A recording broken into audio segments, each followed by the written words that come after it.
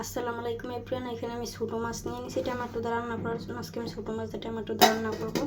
এখানে টমেটো কাটা নিয়েছি, পেঁয়াজ মরিচ কাটা নিয়েছি। এবার আমি রান্নাটা বসাইব। চুলায় প্যান বসাই দিছি, এবার তেল দিয়ে দিব।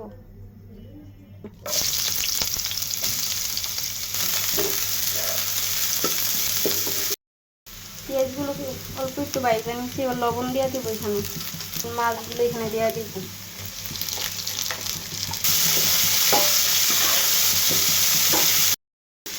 এখানে আদা রসুন বাটা দিয়ে দিব। রসুন বাটা, আদা বাটা, গুঁড়া মশলা দিয়ে দিব। হলুদ গুঁড়ো, কাঁচা মরিচের গুঁড়ো,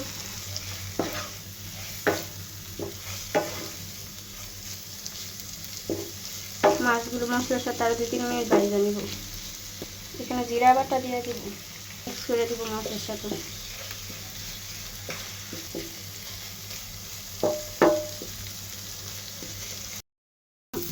2-3 মিনিট মশলার সাথে কষাই নিচ্ছি। মশলার বাটি দিয়ে পানি দিয়ে দিব।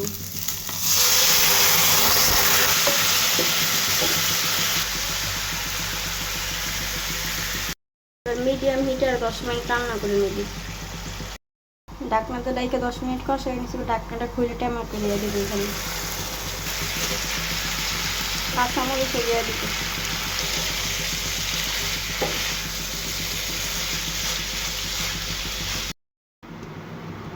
ঢাকনাটা খুলে পানি দিয়ে দিব ঝোলের জন্য।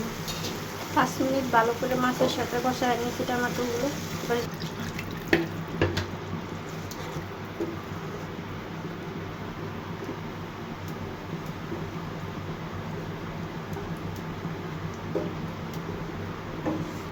এবার 10 মিনিট রান্না করে নামাই নেব।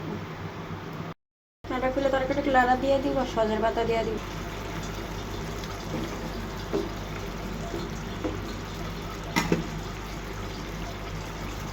সজের পাতা দিয়ে দিলাম।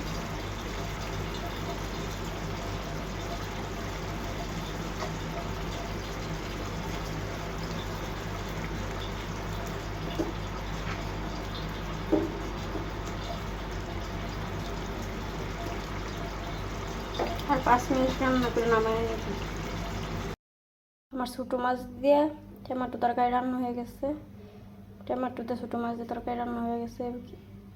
কীভাবে তরকারি রান্না করলাম দেখলে কিন্তু আপনারা সবাই। তো আপনারাও এভাবে রান্না করে খাইয়া দেখবেন কেমন লাগে। আসসালামু আলাইকুম, সবাই ভালো থাকবেন। আর ছোটো মাছ দিয়ে টমেটো তরকারি একবার হলেও খাইয়া দেখবেন, অনেক স্বাদ লাগে।